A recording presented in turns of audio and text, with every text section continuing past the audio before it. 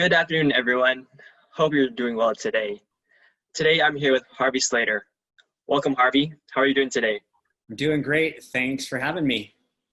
I'm very excited to have you here. I've been actually looking for a nutritionist or someone from the health side to interview, and so I had a chance, so I got to take the chance. So thank you again for being here. Lucky me. To introduce Harvey to everyone, Harvey is a nutritional and wellness coach with certifications in holistic nutrition, applied clinical nutrition, weight management, and exercise and sports nutrition. Harvey uses a client-centered approach to educate and guide his clients on how to assess their individual nutritional needs and to navigate their food and supply daily habits in order to achieve their fitness goals and best wellness outcomes. Before becoming a nutritionist coach, Harvey owned and operated a successful catering and event planning business in Los Angeles for 20 years. In 2013, Harvey's health began to decline, and he started making changes to his diet and lifestyle, the beginning of a profound health transformation. This led him to learning more about the nutritional makeup of the foods he loved preparing every single day. In 2014, he started his recipe blog, The Whole Dish, sharing healthy, whole food recipes with his followers. That launched him into his current career as a holistic nutritionist and wellness coach.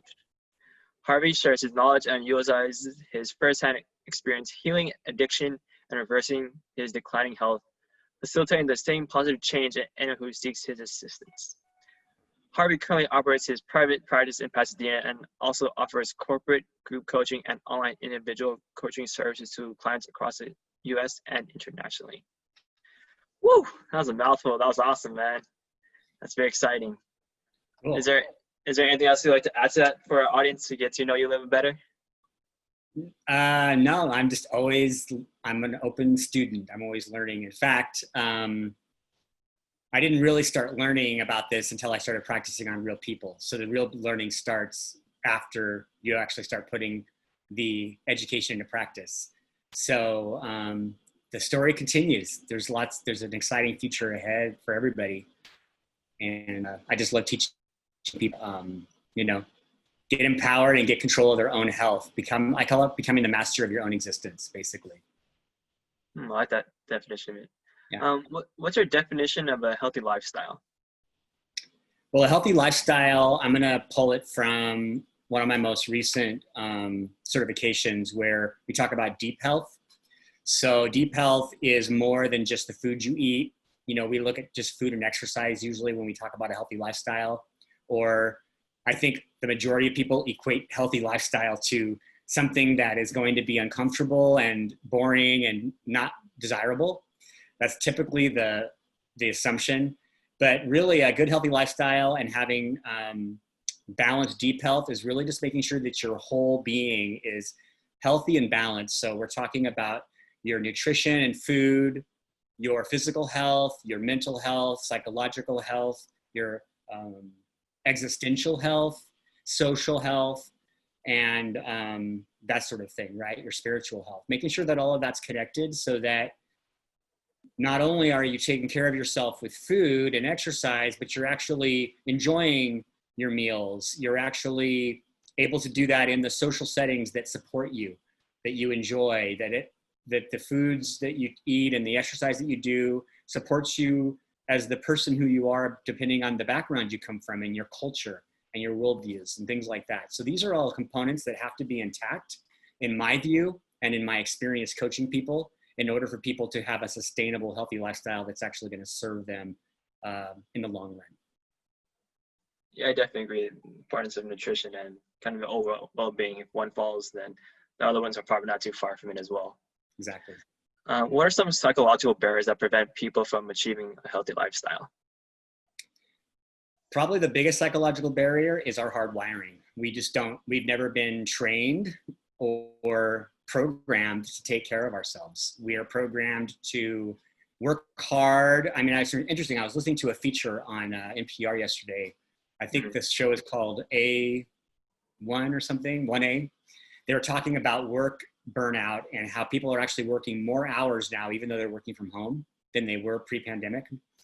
And the discussion was around that ever since the Industrial Revolution, we've been sort of programmed, or we've prioritized hard work as this noble cause.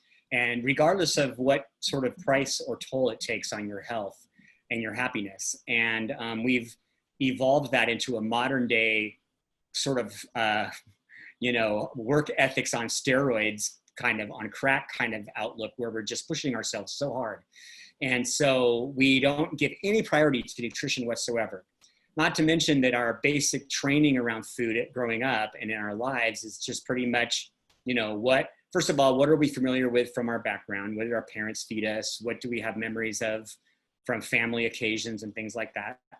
And then pretty much the average person's decision around food comes down to price, convenience, and what they think tastes good, what they're in the mood for. And when you start thinking about the actual physiological role of food in our bodies, that's not really the best criteria for using, right? So the biggest psychological barriers that people have, that my clients have, is just relearning their relationship to food, relearning that they have to make food and nutrition a priority. I mean, I'm biased, but nutrition is the most important thing. It's what fuels your body. I mean, you wouldn't put crappy gas in your car. You wouldn't neglect servicing your car. I mean, we take our cars in for service religiously. We detail them. We take them to the car wash every weekend. I mean, if we took care of our bodies the way we take care of our cars, we'd all be in much better shape, right? So the psychological barrier is just the unlearning the old habits, relearning the new habits, basically. And that can be very challenging. Behavior change can be very hard. Yeah, I mean, it's so easy to get caught up with the way you're brought up. Say, oh, this is normal, but like, may not be the healthiest, but it's like, oh wait, I need to change this. But it's so hard. And I know I've experienced that. I'm pretty sure everyone can, is to get out of those habits. It takes a lot of effort, but it's definitely worth it.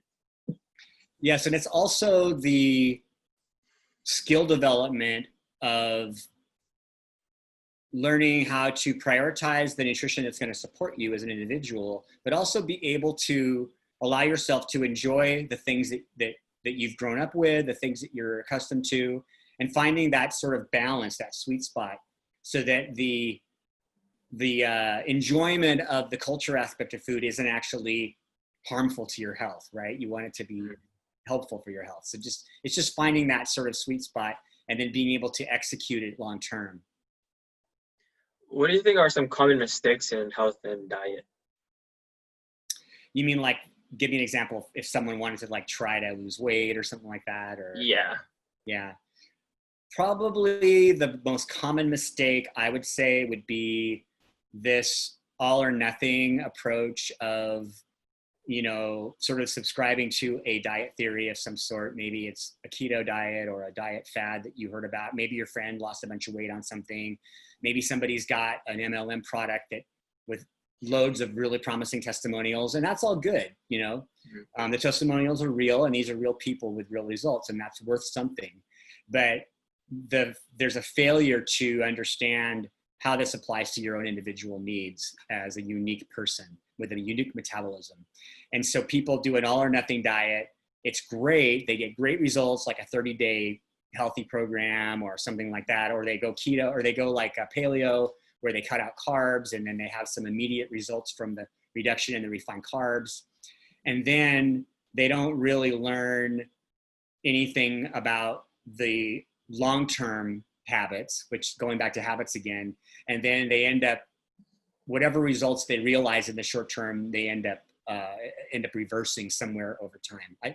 It's rarely that I see cases where somebody did a specific diet, and it worked for them and they were happy for the rest of their lives. Usually all my clients have tried 5 or 6 different diets, and now they're just like, I'm done with diets. I just want to figure it out, Yeah. So the all or nothing fad approach, I think, is a very common mistake. Very similar to this. What are some misconceptions about health and diet? Misconceptions about health and diet?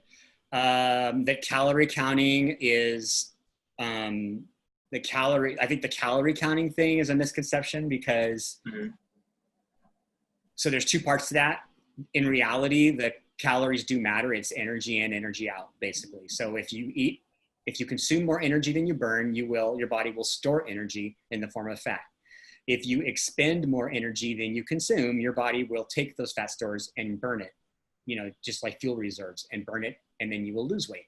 So eat more, gain, eat less, lose. The problem is when you just take a flat line, eat less approach without any awareness of your body composition, your muscle structure or anything like that, your body does all sorts of tricky things to keep you alive, and your body's energy needs will adapt down because it's sensing less energy, right? We're getting fewer calories, so we're going to lower energy demands. The same way the way your computer goes into energy saving mode when you're not using it, right? So then the client starts to experience plateaus or weight gain because they don't realize their metabolism, their body is basically just doing its job, which is to keep them alive. So when the body experiences an energy decline, it's going to possibly preserve a little fat at some point because it's like, okay, we don't want that to happen again. So then you've got to reconvince your body to burn more fat. So the misconception about calories can be very frustrating for people. Another misconception, I think, is just more of just this idea that there's one answer that's going to work for everybody. So people are always kind of going from answer to answer, from diet to diet. And I think that that's a misconception. If somebody comes to you and says, I have the diet for you, and they haven't asked you anything about yourself, that's the first, that would be my first like suspicion right there. I'd be like, well, how do you know what's diets for me if you don't know anything about me, right? So I could probably think of more, but those are the first two that come to mind. It's interesting. I know a lot of people like count the calories. It's like, it's interesting. I don't know. I've never. My friends tried to get me into it, but it's like, I'm not able to eat it up regardless. Yeah, well, that's how like Weight Watchers and those work, and Jenny Craig. They're all like points. Those points all mean calories, basically. And when they say you can eat anything, and they make these foods that are pre-calorie designed to be formulated for the right amount of calories, it's fine. But if you think about it, if you're eating processed food that is low in nutrient density and also low calorie, what do you think your body thinks about that in that process, right? It's like less energy and less nutrient quality. Your body's at some point, it's gonna start like rebelling, you know? Can you explain the importance of mindset in regards to nutrition and diet? The importance of mindset, it's super, super important. Our minds are so powerful. People can completely destroy their goals with their own thinking if they're not careful. And it's hard. I can say that. It probably sounds real, kind of flippant for me just to say that, but it's just true. I mean, I see it all the time with clients who start off, they're doing great, and they get into kind of a weird mindset, or they get frustrated, or issues that they've brought along with them come up that are deeper than just nutrition coaching, right? So mindset is absolutely important, and I think probably the most important tool that I could offer here for people, without getting into like a major thing, is just to understand that, and there's actually science to back this up. Understand that our bodies are basically just living organisms. A product of the planet is living organisms, and so we're on a continuum of like a vibrant continuum, let's say, for lack of a better expression. So you're either thriving and moving forward on the continuum, or you're kind of surviving or in disease and you're moving backwards on the continuum.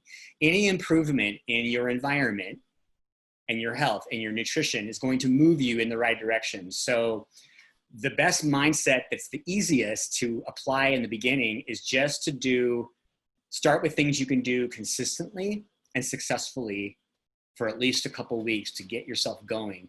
When you create small daily successes, it might have nothing to do with what you eat. It might just be taking 10 minutes a day to schedule block nutrition time because you've never prioritized nutrition before. And just prioritizing that action of like, what am I going to do for 10 minutes? Okay, I'm going to look at lunch. You might not even execute what you wanted for lunch. Maybe you're at 50% what you wanted for lunch, but at least you moved in the right direction, right? Creating these small successes creates a culture and sort of a momentum of like a mental physiological momentum of positive motion. And you're going to move, your motivation is going to be better, and you're going to move forward better. So this mindset of like, I have to do it, I have to be in a hurry, overextending yourself, that's probably the wrong mindset. Some people can do that. Some people can go all out and do that, and that's fine. I'm not saying, everyone knows where their strengths are, right? But in my experience, the mindset of just that good enough is okay is actually a really healthy mindset to be in. And there's nothing wrong with that. I referred to studies before. There's actually been studies done, nutrition coaching studies on clients where they monitored the clients' different levels of compliance to the plan, you know, and even the clients who were only 10% compliant, as long as they were consistent, still got results in the long run. Wow, that's pretty good.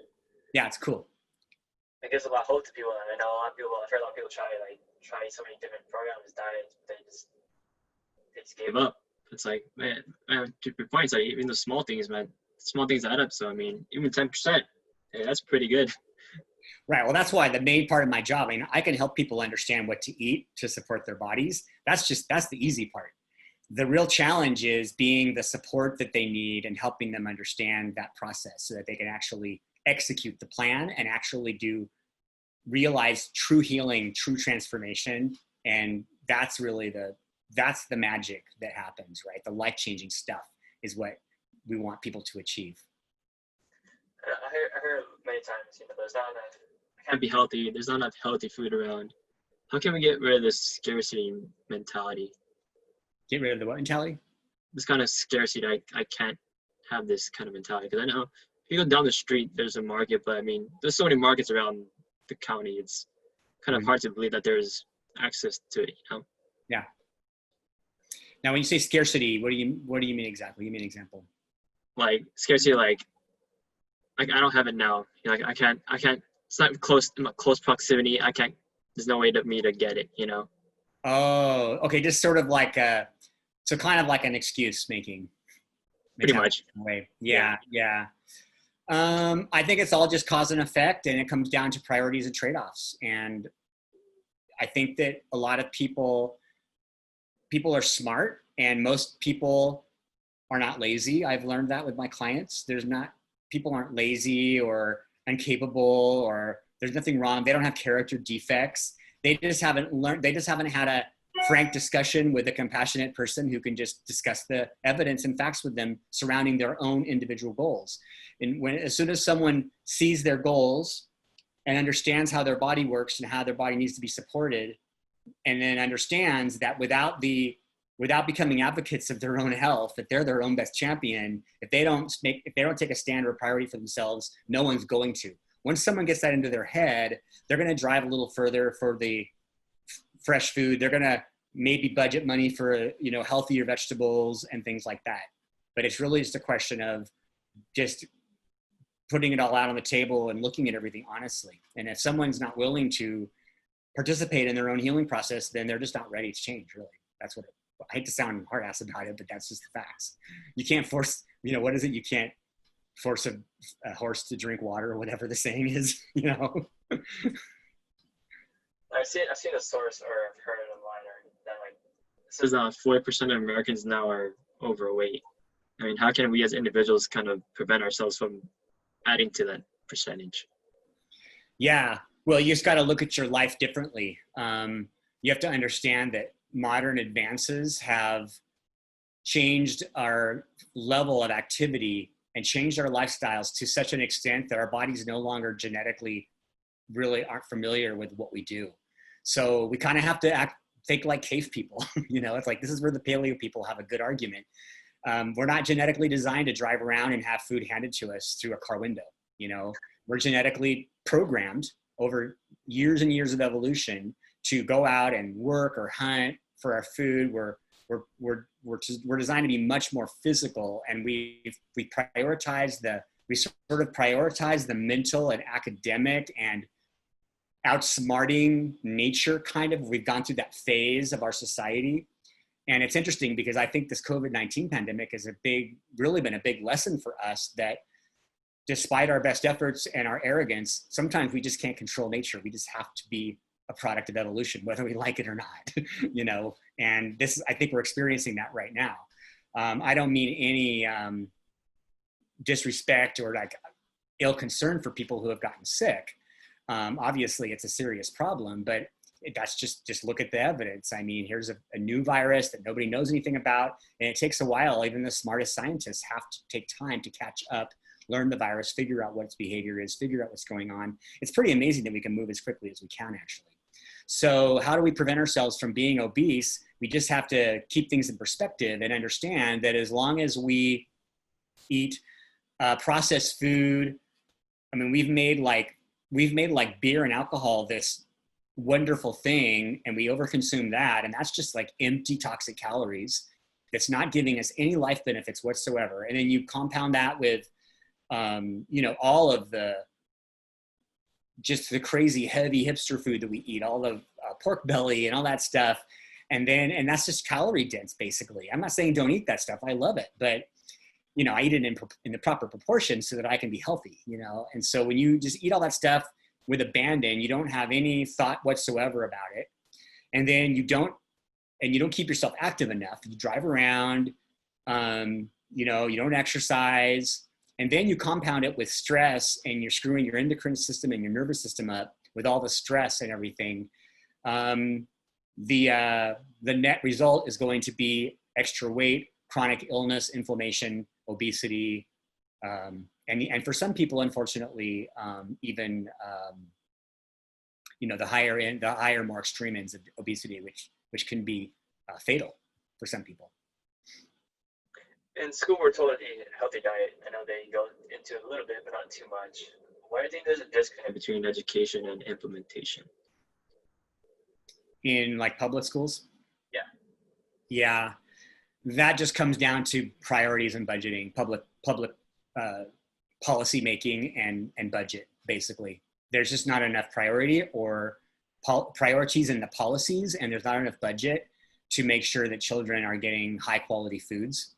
And so what we get is just really cheap food. And then although I believe in a free I believe in our free capitalist system. I don't have any problem with the idea of lobbying and stuff like that within reason. But unfortunately, I think we're in a situation where the lobbyists have sort of are running things now. They've gotten way too much control, and that results in a diminished quality of service from our elected officials who are supposed to be public servants. They're supposed to be working for us, right? So this equates in many different areas, environmental protection, nutrition, food quality, even the quality of education, period. Forget nutrition, just education. We don't even prioritize education, really. We just kind of click Google, and the first thing that pops up, we're like, okay, that looks good enough for me. I'm going on that diet. That's basically how we do things. Pretty much. Don't check it on YouTube either. Yeah, or YouTube, right, exactly. I mean, YouTube's got some amazing content, but let's just use some critical thinking a little bit, How does one execute a vision of a healthy lifestyle? Or maybe healthier? How does one execute a vision of a healthier lifestyle? Well, they call me, of course. Yeah, everybody just call Harvey Slater, all your followers for you. No, I'm just joking around. The way to execute a vision of a healthier lifestyle is to start with, well, I guess you have to do some research, right? You want to make sure you know what you're doing. So make sure that whatever you're researching, that your information is evidence-based, it's linked to credible studies. Make sure that you know who's publishing the studies, that what are the motives of the people, even doctors who have credible studies and a credible case to be made. When one doctor latches themselves onto one diet theory, it's cause for question, because they're just passionate about that diet and that's what they're going to focus on, and that's fine. But for every person in the population, we need a broader look at what else is available. What are the pros and cons of this diet? What are the pros and cons of that diet? So number one, make sure your research is good. Number two, make sure that you focus first on things that you are already good at, foods that you like. In fact, I do this red, yellow, green food list with my clients where they actually write it down. I don't tell them what to eat. They just write down like foods they like, foods they digest well, foods that support their goals. Those are their green foods, right? Red foods would be foods that they can't eat sanely and moderately, foods they don't digest well, foods that they don't like in particular.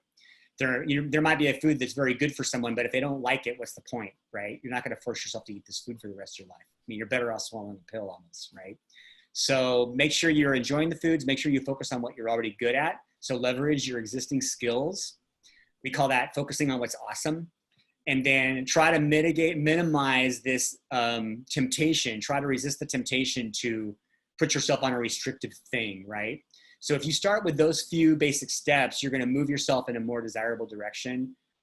Try not to be influenced too much by opinions. People are gonna give you opinions and, oh, I think you should do this. Oh no, that's not good because I read that. You know, there's all sorts of feedback that you'll get, and just try to give yourself credit for being an intelligent human being with a brain, and that you have the skill of being able to reason and think critically, and you know what is best for yourself.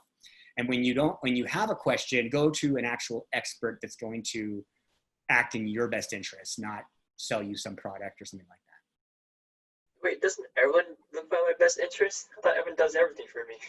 I think a lot of people do, but by and large, there's a lot of, you know, we're all human. We all have to survive. We all have a way to make money.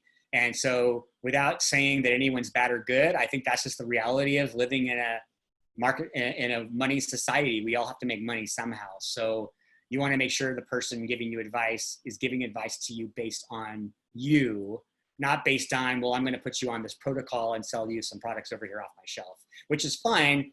That's designed to help you, but that puts in a different, then you have another layer in there called, this guy has to sell supplements, which muddles it a little bit, right? I'm not saying it's bad. It's just something to consider. So just try to get really good, pure information and representation whenever you can. I know there's many, like, I guess, common fads with diets, you know, intermittent fasting, keto diet. Can you kind of clarify those? I know there's, like, a lot of people say, oh, this is the way you're supposed to do it. Oh, no, this is the way you're supposed to do it. Okay, yeah, sure. So just a couple basic common denominator facts about nutrition that apply to every single diet. Of all the diets I've studied, there's one common denominator or two. Number one is we can all benefit from eating more fruits and vegetables. Fruits and vegetables, especially vegetables, are super nutrient dense for hardly any calories. So you're getting lots of your vitamins, minerals, micronutrients, and things like that without having to load a bunch of calories on the load. So there's that. I mean, they're discovering new phytochemicals in vegetables all the time. So our vegetables that we eat and our fruits that we eat during the day have benefits that our modern scientists haven't even discovered yet, which I think is awesome. Like, nature is looking out for us despite our best knowledge, which I think is so awesome, right? That's great. So yeah, so I think the fruits and vegetables is the most common denominator. The other common denominator is it's still calories in, calories out. It comes down to it. All of the biohacking stuff, like the keto diet is basically a biohack approach. And by the way, based on my observations, most people who say they're doing keto are not actually doing a real ketogenic diet. They are doing a keto style diet that's something more similar to paleo diet. In order to truly do, the ketogenic diet was originally founded back in the early 1900s as a treatment of epilepsy. Just without getting into crazy nerdiness, the basic story is it's the fat in the keto diet that helps with the brain, right? So they were using that to treat epileptic children. And then it kind of disappeared for a while. And then Dr. Atkins brought it back. Remember the Atkins diet back in the 90s? And so that diet, the Atkins diet is basically a branded ketogenic diet. So it's the ketogenic diet called Atkins. And the only difference between the Atkins and the keto diet is the Atkins diet is a little bit more protein.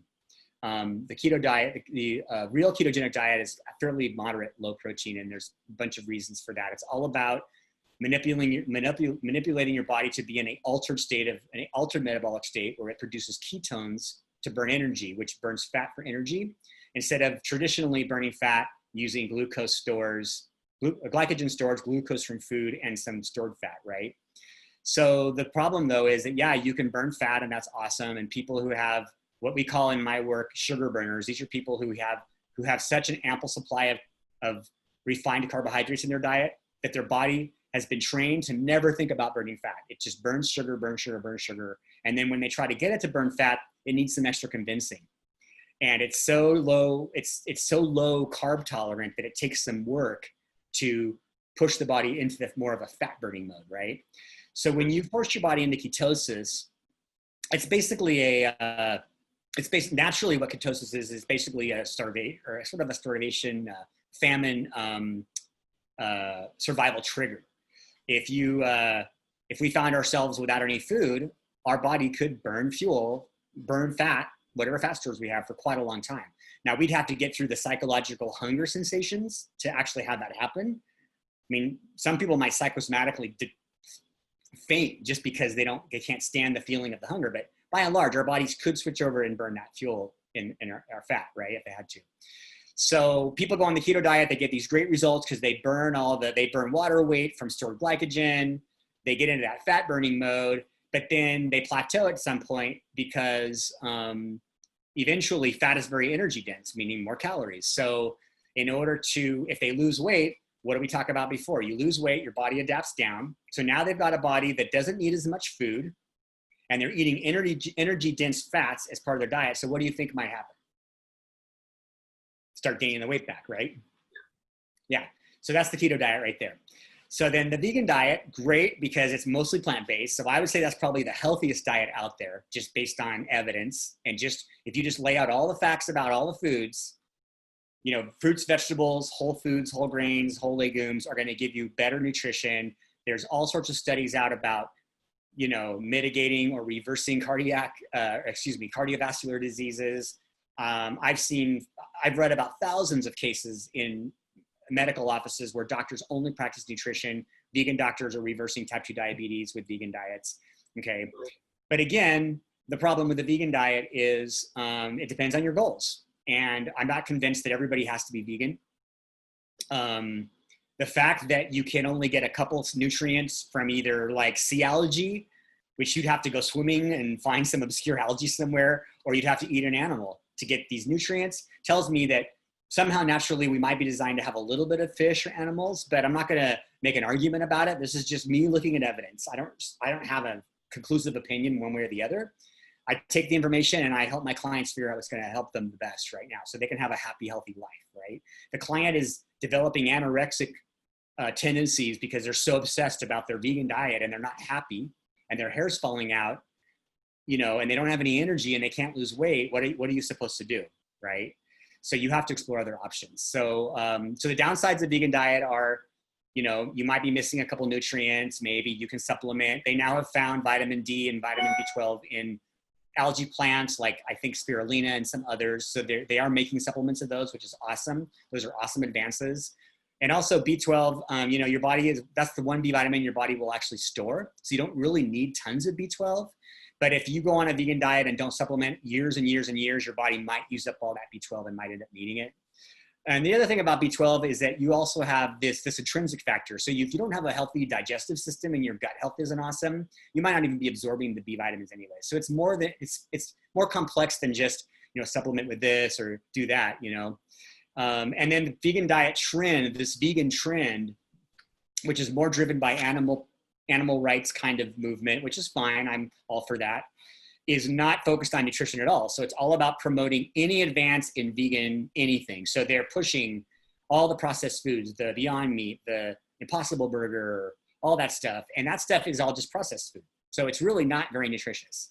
So when someone asks me about like a Beyond Burger or Impossible Burger, I would consider that a protein supplement. So basically, if you're vegan and you want more protein, or if you're like me, like I'm on a high protein diet right now just because of my goals, my athletic goals, and I wanted a plant-based protein adjunct, I would supplement an otherwise healthy diet of whole vegetables and whole foods with some Beyond Burger, you know, and I'm good to go.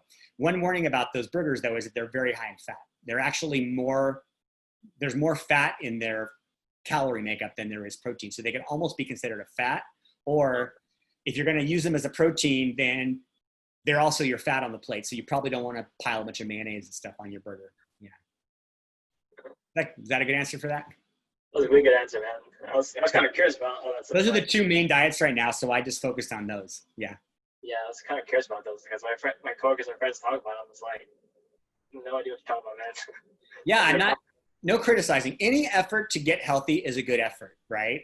And if someone's devoting themselves to a diet and they're and they are doing the basics that I've talked about, if they're making time and prioritizing good nutrition, if they're learning about healthier foods, they're learning about their bodies, that's awesome. That's a step in the right direction. But at some point, it's likely that the diet may not be sustainable for them over time. And that's where the problems start to happen. If someone can make that lifestyle sustainable, fantastic. Gotcha. And so we're wrapping up on our last some questions right now. I asked all my guests the same questions, but I'm kind of tailoring yours a little differently. First one is, if a niece or nephew, say around 10 or 12, they asked you, Uncle Harvey, what do I need to do to be the healthiest person that I can be? What would you say? Well, the first thing I tell them is to don't ever take any crap from anyone. That's the best thing kids can learn, because that way, at a young age, they're going to learn to not carry a bunch of baggage with them into their adult life. And that's going to make everything a lot easier. So that's rule number one. Stand on your own feet, be your own person. I know that's not nutrition related, but it's part of that whole, deep health concept that I talked about in the beginning, you know? So number two, get your head wrapped around what makes you a unique and awesome individual. What is it about you that you like? What is it about yourself that you like? What is it you want to convey in the world? And what do you want to help your friends with? And then number three, create a vision of yourself that you want to become. And then that gives you a why. That gives you a really good reason to take better care of yourself. Once you have a compelling reason to do the health and wellness is going to be easier to execute. And when you run into problems or barriers or what I call obstacles, most people call them excuses, but I like to reframe them as obstacles. You can go back to that why, and you can re-inventory and reassess, is the trade-off worth being the best version of that person that I want to become? So, and then with kids, it's just basics. Like the stuff I teach my adult clients can be taught to kids. It's basically just 2 fists of vegetables, 1 palm of protein, 2 thumbs of fats, nutrient density. And my clients who take their charts home and hang them on the refrigerator commonly report that their children get really into it and they want to participate in the whole healthy process because the charts are colorful, they have food charts. So kids, once you give them permission to just be themselves and to live for something awesome, and then you just teach them the practical application, they're usually pretty easy they can catch on and they'll do it. They're not gonna like, I think a lot of kids hate broccoli because their parents taught it to them somewhere along the way. They heard it from a parent or they heard it somewhere. And so they're getting this hard wiring into their system, into their brain, like early in their lives. And so it's no wonder why at 35 or 40, when they come to me, it's so hard for them to eat broccoli because it's like stuck. Their subconscious is like saying, you hate broccoli, That was a lot of good advice, man. I mean, how you touched on a lot of like how we see ourselves. Most people won't think of that aspect in their nutrition. So I mean, that's awesome, man. Yeah. Well, we get down to the why with all my clients. What is your favorite nutritional book? My favorite nutritional book, well, this is going to sound really nerdy, but it's my clinical books that have just references in them about like what, which vitamins support certain functionality of the body and stuff like that. But I got to give kudos to this awesome certification program called Precision Nutrition that it's my most recent certification. They have mastered the art of nutrition coaching. And I love their coaching system book. And I love their nutrition book, their nutrition science book, the way they spelled it out. And I have all these reference books in my office and I refer to them all the time. In terms of just like a general nutrition book,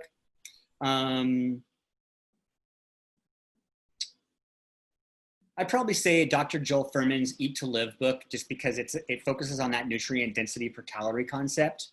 And he uses 100% research and science to make his case. And even though he says that vegetables are more nutrient dense, and in his practice, he prescribes vegetables mostly, he stops at that nobody should eat meat. Like he says, he doesn't say, I'm not saying people should not eat meat. It's just not as high on the nutrient density scale. So he's very, very, he's very objective with the way he delivers information. And I really admire that in a diet book author. So I would say that's a book that would be beneficial for everyone to read. Sounds like a great book. I mean, you want the evidence and practicality. So I mean, Well, and he's one of the only diet authors that actually has put it into practice in his office with real patients. So he has a lot of data that he can talk about. And that's what I want to see. I want to see it in practice because that's what really matters. People need to be able to practice it. They need to be able to implement the changes, and they need to be able to realize that healing process in themselves. Otherwise, the book is worthless as far as I'm concerned. I definitely agree with that. Yeah. And last question, and most important, where can we learn more about you? Website, contact info, social media, all that fun stuff. Great. Yeah, so my website is harveyslater.com, and it's a pretty good website for finding out about me. I have a couple different blogs. I write some nutrition articles. I have a bunch of healthy recipes from my old blog that you talked about in my bio. There's reviews on there. And then you can book a free consultation on the phone on the homepage. It goes right to my calendar. You can find me on Facebook, Harvey Slater Nutrition. My Instagram page is harvey.slater, and my Twitter, which isn't too active, is Harvey M. Slater. And I'm on LinkedIn too, but I don't remember my LinkedIn handle. Again, Harvey, thank you again. I know I certainly learned a lot more about nutrition. This will definitely motivate me to eat healthy and continue to eat healthy. And I hope you as an audience have learned a lot too as well. Cool. Again, please stay safe and please stay healthy. And we'll see you guys next time. Take care. Thanks, Garrett. See ya.